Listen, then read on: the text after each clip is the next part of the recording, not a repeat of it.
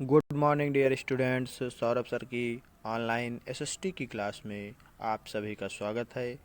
आज हम क्लास 6 का जो चैप्टर नंबर 15 है उसकी यहाँ पर चर्चा करेंगे, जिसका नाम है भारत हमारा देश, इंडिया आवर कंट्री। तो आइए देखते हैं कि भारत के बारे में इस लेसन के अंतर्गत क्या बताया गया है। तो लिखा हुआ है कि भारत को पहले सोने की चिड़िया कहा जाता था। इसी कारण अनेक विदेशी यहाँ व्यापार करने आते थे। प्राचीन काल से ही भारत विदेशियों के आकर्षण का केंद्र रहा है। हमारे देश का नाम भारत राजा भारत के नाम पर पड़ा है। राजा भरत जो थे, ठीक है, राजा भरत जो थे उनके नाम पर हमारा देश भारत पड़ा है। भारत विविधता में एकता वाला देश है। यहाँ विभिन्न धर्मों को मानने वाले लोग जो विभिन्न भाषाएं बोलते हैं। हमारे भारत में क्या है, विभिन्न भाषाएं बोलने वाले लोग रहते हैं। कोई हिंदी बोलता है, कोई गुजराती बोलता है, कोई मलयालम बोलता है, कोई बंगाली बोलता है, कोई पंजाबी बोलता है ना। यहाँ विभिन्न क्षेत्रों में रहने वाले लोगों के भोजन तथा वेशभूषा में भी विभिन्नताएं दृष्टिगोचर होती हैं। यहाँ जो अलग अलग राज्यों में अलग अलग तरीके से लोग कपड़े भी पहनते हैं, आप देखते होंगे टीवी वगैरह में। इन सब के साथ ही साथ यहाँ के धरातलीय स्वरूप व जलवायु में भी विभिन्नताएं पाई जाती हैं, है ना। इसके बाद इसमें क्या होता है, यहाँ के मौसम में भी क्या होती है, बहुत भिन्नता पाई जाती है। जैसे अपने यहाँ तीनों मौसम होते हैं, सर्दी गर्मी बरसात, लेकिन आप मुंबई चले जाएंगे तो क्या होता है, वहाँ ठंडी नहीं पड़ती है, ठीक है। तो भारत पूर्वी गोलार्ध में स्थित एशिया का दक्षिणी मध्य भाग है। हिंद महासागर के शीर्ष पर स्थित होने के कारण इसकी विशेष भौगोलिक स्थिति प्राचीन काल से ही समुद्री व्यापार के लिए उचित है। स्वेज नहर के खुलने के पश्चात इसका व्यापार यूरोपीय देशों के साथ और भी उन्नत हो गया। अफ्रीका के केप ऑफ गुड होप के द्वारा यह उत्तरी और दक्षिणी अमेरिका से जुड़ गया। यह महत्वपूर्ण वायुमार्गों के द्वारा यूरोप व अफ्रीका के माध्यम से पूर्वी एशिया और ऑस्ट्रेलिया से जुड़ गया है। भारत की मुख्य भूमि तीन ओर से जल से घिरी होने के कारण यह एक बड़ा प्रायद्वीप है। इसके पश्चिम में अरब सागर, पूर्व में बंगाल की खाड़ी तथा दक्षिण में हिंद महासागर है। मुख्य भूमि से हटकर बंगाल की खाड़ी और अरब सागर में भी कुछ द्वीप हैं जो भारत के अभिन्न अंग हैं। अब आता है भारत की स्थिति एवं विस्तार देखते हैं। भारत पूर्ण रूप से उत्तरी गोलार्ध और पूर्वी गोलार्ध पर स्थित है। कर्क रेखा 23.5 अंश उत्तरी अक्षांश इसे दो भागों में बांटती है। भारत का अक्षांशीय विस्तार 8 मिनट 4 अंश तथा उत्तर देशांतरी विस्तार 97 अंश 25 मिनट पूरब से 68 अंश 7 मिनट पूरब के मध्य है। इस प्रकार उत्तर दक्षिण विस्तार लगभग 3200 किलोमीटर तथा पूर्व पश्चिम विस्तार 2900 किलोमीटर है। भारत का क्षेत्रफल लगभग 32.81 लाख वर्ग किलोमीटर है। इस प्रकार भारत का अक्षांशीय विस्तार तथा देशांतरीय विस्तार लगभग समान है। भारत हिंद महासागर के शीर्ष पर एक विशाल प्रायद्वीप के रूप में स्थित है। इस प्रायद्वीप के पूर्व में बंगाल की खाड़ी, पश्चिम में अरब सागर, दक्षिण में हिंद महासागर विराजमान है। भारत के अभिन्न अंग लक्षद्वीप, अंडमान तथा निकोबार द्वीप समूह क्रमशः अरब सागर और बंगाल की खाड़ी में स्थित है। भारत के मुख्य स्थल की तटरेखा लगभग 6100 किलोमीटर तथा द्वीप समूहों की लगभग 7500 किलोमीटर लंबी है। भारत के उत्तर पश्चिम में पाकिस्तान तथा अफगानिस्तान है, पूर्व में बांग्लादेश तथा म्यांमार है, उत्तर में चीन, नेपाल और भूटान देश हैं, दक्षिण में श्रीलंका है। भारत के पश्चिम में समुद्र में स्थित मालदीव भी भारत का पड़ोसी देश है। बांग्लादेश तीन ओर से भारतीय राज्यों से घिरा है। भारत की सीमाओं का विस्तार 15,200 किलोमीटर है। भारतीय उपमहाद्वीप में भारत के अतिरिक्त पाकिस्तान, नेपाल, भूटान तथा बांग्लादेश सम्मिलित हैं। ये सभी देश हिमालय पर्वत द्वारा एशिया के शेष भाग से अलग भौगोलिक इकाई बनाते हैं। पाक जल संयोजक और मन्नार की खाड़ी भारत और श्रीलंका की सीमाएं निर्धारित करते हैं। फिर आता है स्थिति और प्रभाव। बृहत अक्षांशीय और देशांतर विस्तार देश की स्थिति पर महत्वपूर्ण प्रभाव पड़ता है। भारत का अक्षांशीय विस्तार लगभग 29 अंश है, जिसके कारण यहाँ विभिन्न प्रकार की जलवायु, मिट्टी, प्राकृतिक वनस्पति तथा वन्य जीव दृष्टिगोचर होता है। भारत की विविधता के दर्शन उत्तर में स्थित लेह से लेकर देश के दक्षिणतम बिंदु कन्याकुमारी की यात्रा करने से होती है। भारत का दक्षिणी छोर विषुवत रेखा के निकट है, इसलिए यह भाग वर्ष भर गर्म रहता है, जबकि उत्तरी भाग में उच्च स्थान से स्थित तथा समुद्र से दूरी के कारण ग्रीष्म तथा शीतकालीन तापमानों में भारी अंतर रहता है। भारत की अत्यधिक अक्षांशीय विस्तार के कारण देश के विभिन्न भागों में दिन और रात की अवधि में अंतर होता है। भारत के दक्षिणी भाग पर सूर्य की किरणें लंबवत पड़ती हैं, जबकि उत्तरी भाग में ये किरणें तिरछी पड़ती हैं।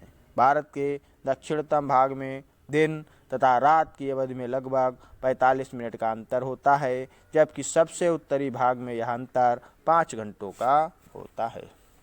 इसी प्रकार भारत का पूर्वी पश्चिमी देशांतरी विस्तार भी लगभग 30 देशांतरों के मध्य है, जिसका प्रभाव देश के विभिन्न भागों के स्थलीय समय पर पड़ता है। पश्चिम में द्वारका, गुजरात तथा पूर्व में अरुणाचल प्रदेश के स्थानीय समयों में लगभग 2 घंटे अर्थात 120 मिनट का अंतर है। क्योंकि पृथ्वी पश्चिम से पूर्व की ओर घूमती है, इसलिए पश्चिम की अपेक्षा सूर्य पूर्व में जल्दी उदय होता है। देश के विभिन्न भागों में स्थानीय समयों की भिन्नता से उत्पन्न कठिनाइयों को देखते हुए 82 अंश 30 मिनट पूर्वी देशांतर को संपूर्ण भारत का मानक मध्याह्न रेखा माना गया है। यहाँ का स्थानीय समय ही संपूर्ण देश के लिए मानक समय माना जाता है। भारत का राजनीतिक विभाजन। भारत एक विशाल देश है। यहाँ राज्यों तथा केंद्र शासित प्रदेशों का एक संघ है। प्रशासन की दृष्टि से इसे 29 राज्यों और 7 संघ शासित प्रदेशों में विभाजित किया गया है, जबकि अब ऐसा नहीं है। अब कितने हो गए? 28 राज्य। ठीक है, 28 राज्य और 6 संघ शासित प्रदेश हो गए हैं। राज्यों का निर्माण मुख्य रूप से भाषाओं के आधार पर हुआ है। क्षेत्रफल की दृष्टि से राजस्थान सबसे बड़ा राज्य तथा गोवा सबसे छोटा है। संघ शासित प्रदेशों में बंगाल की खाड़ी में स्थित अंडमान और निकोबार द्वीप समूहों को क्षेत्रफल सर्वाधिक है, जबकि अरब सागर में स्थित लक्षद्वीप का क्षेत्रफल सबसे कम है। जनसंख्या की दृष्टि से उत्तर प्रदेश सबसे बड़ा और सिक्किम सबसे छोटा राज्य है। भारत के राज्यों व संघ शासित प्रदेशों का संक्षिप्त परिचय देखते हैं। सबसे पहले उत्तर प्रदेश, उसकी राजधानी है लखनऊ, प्रमुख भाषा हिंदी, प्रमुख फसलें होती हैं गेहूं, चावल, गन्ना। प्रमुख स्थल जिसको हम देखने जाते हैं आगरा, इलाहाबाद, संगम, वाराणसी, कानपुर। दूसरा नंबर आता है जम्मू कश्मीर, जिसकी राजधानी श्रीनगर है। इसकी प्रमुख भाषा डोगरी है। यहाँ पर केसर और फल उगाया जाता है।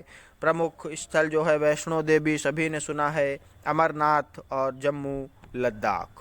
फिर तीसरा नंबर आता है किसका? पंजाब का, जिसकी राजधानी चंडीगढ़ है। भाषा है पंजाबी। प्रमुख फसलें कौन सी हैं? गेहूं और चावल। और यहाँ पर देखने के लिए स्वर्ण मंदिर आप सभी ने सुना है, अमृतसर का स्वर्ण मंदिर और जलियांवाला बाग यहाँ देखने योग्य स्थान है। उसके बाद आता है हरियाणा।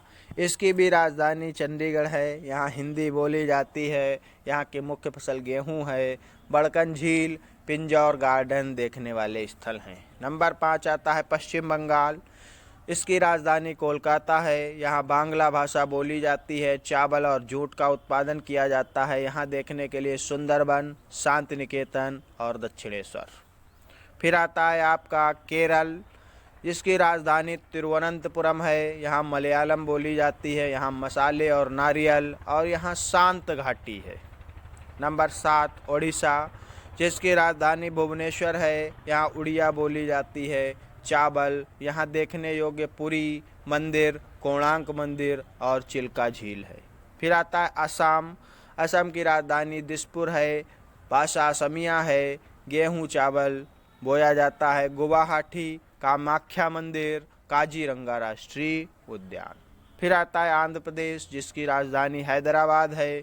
तेलुगु चावल मूंगफली, तिरुपति मंदिर, चार मीनार, विशाखापट्टनम। फिर आता है गुजरात नगर जिसकी राजधानी गांधीनगर है। गुजराती, यहाँ कपास, मूंगफली, द्वारिका और सोमनाथ मंदिर देखने योग्य है। फिर आता है आपका मध्य प्रदेश, राजधानी भोपाल है। हिंदी बोली जाती है। गेहूं और सोयाबीन उगाया जाता है। खजुराहो, ग्वालियर, इंदौर देखने योग्य जगह है।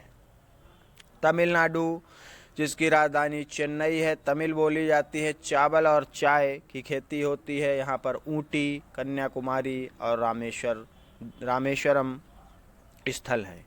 बिहार की राजधानी पटना है। यहाँ हिंदी भाषा बोली जाती है। चावल गन्ना उगाया जाता है। यहाँ देखने योग्य नालंदा, बोधगया। महाराष्ट्र मुंबई, मराठी, बाजरा, गेहूं, कपास और प्याज। यहाँ अजंता, एलोरा और एलिफेंटा की गुफाएं हैं। उत्तराखंड की राजधानी देहरादून, हिंदी और पहाड़ी भाषा बोलते हैं। कृषि, पर्यटन, पशुचारण, केदारनाथ, बद्रीनाथ, हरिद्वार, ऋषिकेश, मसूरी, यहाँ सब ये देखने योग्य स्थल हैं। फिर आता है झारखंड, रांची, हिंदी बोली जाती है। खनन और कृषि उद्योग, रांची। छत्तीसगढ़ की राजधानी रायपुर है। हिंदी बोली जाती है। कृषि उद्योग है। रायपुर, बिलासपुर और भिलाई देखने योग्य स्थान है। अरुणाचल प्रदेश की राजधानी ईटानगर है। यहाँ की भाषा मेनका, अकामिजो। स्थानांतरण, कृषि और पशुपालन, नामधाया अभयारण्य, बोमडिला दर्रा। गोवा की राजधानी पणजी है। यहाँ कोंकणी और मराठी बोली जाती है। पर्यटन एवं कृषि, समुद्र तट, कोलाबा। हिमाचल प्रदेश, शिमला, हिंदी, सेब, संतरा और अंगूर की खेती होती है। यहाँ पालमपुर और कुल्लू देखने योग्य हैं। मेघालय की राजधानी शिलांग, यहाँ खासी, अंग्रेजियन चावल बोया जाता है। वारापानी झील, एलिफेंट फॉल्स। मणिपुर की राजधानी इम्फाल, यहाँ मणिपुरी भाषा बोलते हैं। चावल, गन्ना, कपास उगाया जाता है। लोकटक झील, थारी गुफा। त्रिपुरा की राजधानी अगरतला है। बांग्ला और मणिपुरी बोली जाती है। चावल एवं फलों की कृषि होती है। अगरतला। कर्नाटक की राजधानी बेंगलुरु है। कन्नड़ बोली जाती है। कहवा का उत्पादन होता है। कोलार की स्वर्ण खान, श्रीरंगपट्टम। राजस्थान, जयपुर, राजस्थानी भाषा बोलते हैं। ज्वार, तिलहन, चित्तौड़ और जोधपुर। नागालैंड की राजधानी है कोहिमा। आओ, सेमा और अंगामी यहाँ की बोलियां हैं। स्थानांतरणशील कृषि और देखने योग्य स्थान कोहिमा है। सिक्किम की राजधानी गंगटोक है। यहाँ नेपाली बोली जाती है। चाय की कृषि, रूमटेक मठ और वामिक। मिजोरम की राजधानी आइजोल है। मिजो और अंग्रेजी बोली जाती है। झूमिंग कृषि की जाती है और वानतांग जलप्रपात देखने वाला स्थान है।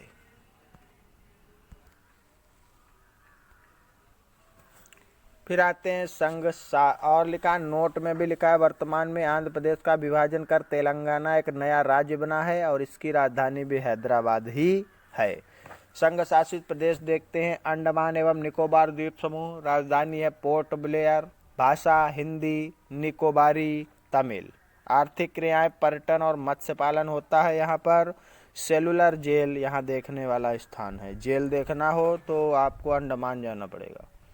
दादरी व नगर हवेली, राजधानी है सिलवासा, गुजराती मराठी बोलते हैं। कृषि उद्योग है सिलवासा। चंडीगढ़ पंजाबी, हिंदी, उद्योग, सेवा, पर्यटन और देखने का स्थान चंडीगढ़। पांडिचेरी को पुडुचेरी भी कहते हैं। यहाँ तमिल तेलुगु बोली जाती है। पर्यटन है ओरविले आश्रम। लक्षद्वीप की राजधानी कवरत्ती, यहाँ मलयालम बोली जाती है। पर्यटन होता है लघु प्रवाल द्वीप कवरत्ती। दमन एवं द्वीप की राजधानी दमन है। कोंकणी मराठी बोलते हैं। कृषि उद्योग है दमन। राष्ट्रीय क्षेत्र दिल्ली, जिसको एनसीआर भी बोलते हैं, वहाँ हिंदी बोली जाती है। उद्योग, सेवा, पर्यटन दिल्ली के जो महत्वपूर्ण स्थल हैं देखने योग्य हैं। अब आता है भारत का भौतिक स्वरूप। क्षेत्रफल की दृष्टि से भारत का विश्व में 7वां स्थान है, परंतु जनसंख्या की दृष्टि से भारत में चीन के बाद दूसरा स्थान है। विश्व की लगभग 16% जनसंख्या भारत में ही रहती है। भारत में धरातल की भिन्नता दृष्टिगोचर होती है। यहाँ उच्चावच की बहुत भिन्नता मिलती है। उच्चावच शब्द का अर्थ है धरातल के ऊंचे और नीचे भागों में अंतर होना। भारत में कहीं ऊंचे भाग स्थित हैं तो कहीं नीचे भाग। देश के उत्तरी भाग में हिमालय के ऊंचे पर्वतीय उबड़ खाबड़ पठार हैं। इनके बीच में उत्तर का विशाल मैदान स्थित। भौतिक संरचना के अनुसार भारत को निम्नलिखित भौतिक विभागों में बांटा जा सकता है। नंबर 1 उत्तर का पर्वतीय क्षेत्र, नंबर 2 उत्तर का विशाल मैदान, नंबर 3 उत्तर पश्चिम तथा मरुस्थलीय क्षेत्र, नंबर 4 दक्षिण का पठार, नंबर 5 तटीय मैदान और द्वीप समूह। नंबर 1 आता है उत्तर का पर्वतीय क्षेत्र। उत्तर का पर्वतीय क्षेत्र जम्मू कश्मीर से उत्तर पूर्व की पहाड़ियों तक फैला है। इस क्षेत्र में काराकोरम श्रेणी, हिमालय पर्वत श्रृंखला और उत्तर पूर्व की पहाड़ियाँ हैं। ये पर्वत श्रेणियाँ पामीर की गांठ में म्यांमार की सीमा तक 3000 किलोमीटर तक लंबाई में एक चाप बनाते हुए फैली। काराकोरम श्रेणी का विस्तार पाकिस्तान तक है। यहाँ K2 जिसका नाम माउंट गाडविन ऑस्टिन है, जो 8611 मीटर ऊंची है, संसार की दूसरी सबसे ऊंची चोटी है। प्रसिद्ध पीर पंजाल, जास्कर और लद्दाख श्रेणियाँ भी कश्मीर में ही हैं। हिमालय का शब्द है बर्फ का घर। नाम के अनुरूप यह सदैव बर्फ से ढका रहता है। गंगा, यमुना, सिंधु, सतलुज और ब्रह्मपुत्र आदि नदियाँ हिमालय से निकलकर उत्तर के मैदान में बहती हैं। ये नदियाँ हिमालय को काटकर गहरी तथा वी आकार की सगरी घाटियाँ गाजी बनाती हैं। हिमालय पर्वत को 3 प्रमुख समानांतर श्रृंखलाओं में बांटा गया है। नंबर 1 हिमाद्री, नंबर 2 हिमाचल या मध्य हिमालय, नंबर 3 शिवालिक। नंबर 1 आता है हिमाद्री। हिमाद्री श्रेणी को ब्राध हिमालय या महाहिमालय श्रेणी भी कहा जाता है। यह हिमालय की सबसे ऊंची चोटी है। इसकी ऊंचाई लगभग 6000 मीटर है। हिमालय पर्वत श्रेणी जम्मू कश्मीर से लेकर भारत से सुदूर पूर्व तक फैली 25000 किलोमीटर की लंबाई में फैली है। इस श्रेणी की चौड़ाई 1,50,400 किलोमीटर है। हिमालय पर्वत में स्थित सर्वोच्च शिखर कंचनजंगा है, जो सिक्किम राज्य की सीमा पर है। माउंट एवरेस्ट 8,850 मीटर नेपाल की स्थित है। यह विश्व का सबसे ऊंचा शिखर है। फिर आती है हिमाचल श्रेणी। इस श्रेणी को लघु हिमालय या मध्य हिमालय के नाम से भी जाना जाता है। इसकी अधिकतम ऊंचाई लगभग 4500 मीटर है। पीर पंजाल और धौलागिरी श्रेणी भी इसका ही विस्तार है। इसके पर्वतीय नगर शिमला, मसूरी, नैनीताल और दार्जिलिंग है। यह नगर हिमाचल श्रेणी के दक्षिण में स्थित है। फिर आता है शिवालिक श्रेणी। इसे बाह्य हिमालय भी कहा जाता है। इसकी अधिकतम ऊंचाई लगभग 1500 मीटर है। यह हिमालय श्रेणी के दक्षिण में स्थित है या पूर्व की ओर बिल्कुल नहीं है। शिवालिक श्रेणी तथा मध्य हिमालय श्रेणी के बीच स्थित घाटियों को दून कहते हैं। देहरादून ऐसी ही एक घाटी है। हिमालय का उत्तर पूर्वी फैलाव पूर्वांचल की पहाड़ियाँ कहलाता है। इसमें पटकाई बम, गारो, खासी और जयंतिया, लुसाई आदि पहाड़ियाँ सम्मिलित हैं। नंबर 2 उत्तर का विशाल मैदान। यह मैदान लगभग समतल और सपाट है। यह मैदान हिमालय पर्वत श्रेणियों के दक्षिण में विस्तृत है। इसका विस्तार पश्चिम में सतलुज नदी से लेकर पूर्व में ब्रह्मपुत्र नदी तक है। इस मैदान की रचना हिमालय पर्वत तथा उसके पार से निकलने वाली सतलज, गंगा, ब्रह्मपुत्र तथा इनकी उपनदियों द्वारा लाई गई उपजाऊ काप मिट्टी से हुई है। यह मैदान विश्व के सबसे बड़े मैदानों में से एक है। इस मैदान को 3 भागों में बांटा गया है। पंजाब हरियाणा का मैदान, नंबर 2 गंगा का मैदान और नंबर 3 ब्रह्मपुत्र का मैदान। पंजाब हरियाणा का मैदान सिंधु नदी के बेसिन का ही हिस्सा है, जिसका अधिकांश भाग पाकिस्तान में फैला है। सतलज, ब्यास तथा रावी नदियाँ इसको सींचती हैं, जो सिंधु नदी की ही सहायक नदियाँ हैं। गंगा भारत की सबसे बड़ी नदी है। यह हिमालय से निकलती है। गंगा का मैदान उत्तरी मैदान का अधिकांश भाग घेरे हुए है। यह गंगा और उसकी सहायक नदियों जैसे घाघरा, यमुना, गंडक और सोन से बना है। यह मैदान संसार के सर्वाधिक उपजाऊ मैदानों में से एक है। ब्रह्मपुत्र का मैदान ब्रह्मपुत्र और उसकी सहायक नदियों से बना है। ब्रह्मपुत्र नदी अधिकांशतः तिब्बत में सांगपो नाम से जानी जाती है। भारत में यह अरुणाचल प्रदेश में दिहांग के नाम से प्रवेश करती है। आगे असम में यह ब्रह्मपुत्र कहलाती है। इसकी अनेक सहायक नदियां हैं।